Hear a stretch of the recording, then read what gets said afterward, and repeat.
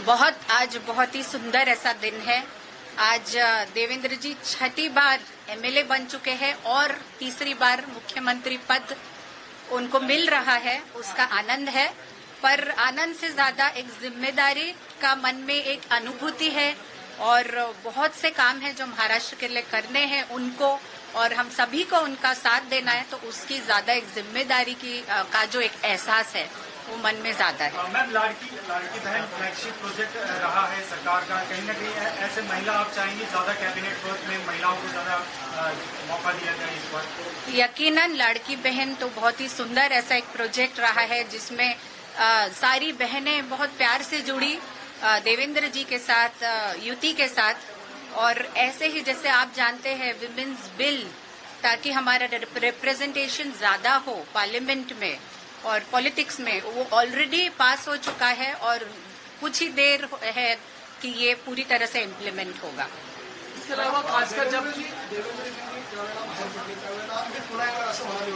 आज ते पुन्हा आलेले आहेत आणि बहुमत घेऊन आलेले आहेत, याची यावर काय भावना आहे तुमची? कारण ट्रोल केलं गेलं की पुन्हा येणार यावर विरोधकांकडे अनेक वेळा, आणि आता ते पुन्हा आले। जेव्हा आपल्याला काही अचीव्ह करायचं असतं तर ते आपल्या समोर अर्जुनासारखं फक्त आपलं टार्गेट दिसायला पाहिजे, आणि पुन्हा यायचं यासाठी नाही आहे की ती गादी पाहिजे, पुन्हा यायचं त्यांना यासाठी होतं कारण त्यांना त्याचा विश्वास होता, लोकांना विश्वास होता की ते महाराष्ट्रासाठी जे काही करू शकतील अजून कोणी करू नाही शकणार, आणि त्या विश्वासामुळे ते पुन्हा येत आहेत, याचा आनंद आहे। आलेले आहेत 23 तारखेला जेव्हा निकाल आला तेव्हाच तुम्हाला आत्मविश्वास होता की देवेंद्र फडणवीस मुख्यमंत्री होतील? मी तेव्हा तो विचारच नाही केला। मला एवढं कळत होतं की त्यांनी आपल्या कामात चीज करून दाखवलेलं आहे, पुढे त्यांना जेही पद मिळालं असतं वरिष्ठांच्या म्हणण्यावर त्याचं पण त्यांनी चीज केलं असतं, कोणतंही पद असतं तरी त्यांनी लोकसेवाच केली असती।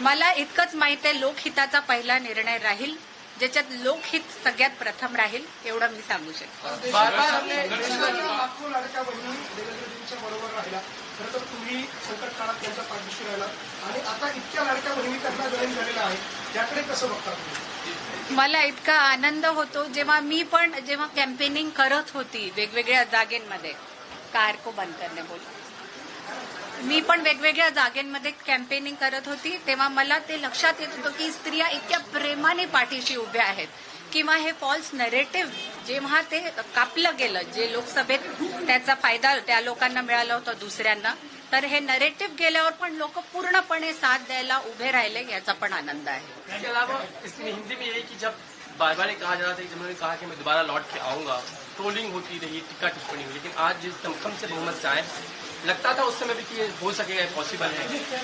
हरदम ये लगता था कि जो मेहनत उनकी थी, जो विजन उनका था, जो दूरदृष्टि थी, तो उन्होंने आना ही था, चाहे वो बहनों के लिए हो, चाहे किसी भी शहर के इंफ्रास्ट्रक्चर के लिए हो, चाहे योजनाएं हो, चाहे किसान के पीछे खड़े रहना हो, चाहे बेटियों और बच्चों के लिए कुछ करना हो, हर जगह इतनी सुंदर ऐसी योजनाएं उन्होंने सामने लाई, और इंफ्रा जिस तरीके से हर छोटे बड़े शहर का उन्होंने इम्प्रूव किया। आप मुंबई देख सकते हैं, वैसे ही नागपुर जैसे शहर का डेवलपमेंट देख सकते हैं। तो हमें इस चीज की जरूरत है, फॉर मोर इन्वेस्टमेंट, एफडीआई, जिस तरीके से हमने शहर तैयार किए हैं, उस तरीके से जिस तरीके से वो चल रहे थे उस राह पे, मुझे यकीन था कि वो फिर से आगे आएंगे। आपने हमेशा सुरीले अंदाज में कहीं ना कहीं डेडिकेट किया हुआ है, करना चाहेंगे आज के दिन को? मुझे सिर्फ जब हमारे साथ भाजपा के साथ धोखा हुआ था तब मैंने एक ट्वीट किया था, वो मुझे लाइनें याद है कि पलट के आऊंगी शाखों पे खुशबुएं लेके, फिजा की जद में हूँ, मौसम जरा बदलने दे। तो आज वो मौसम बदल चुका है, आज खिजा की जद का जो है वो कोई गम नहीं है। तो बहुत खुशी है कि आज हम उस पड़ाव से भी बाहर निकले हैं, और वो भी अव्वल नंबर से।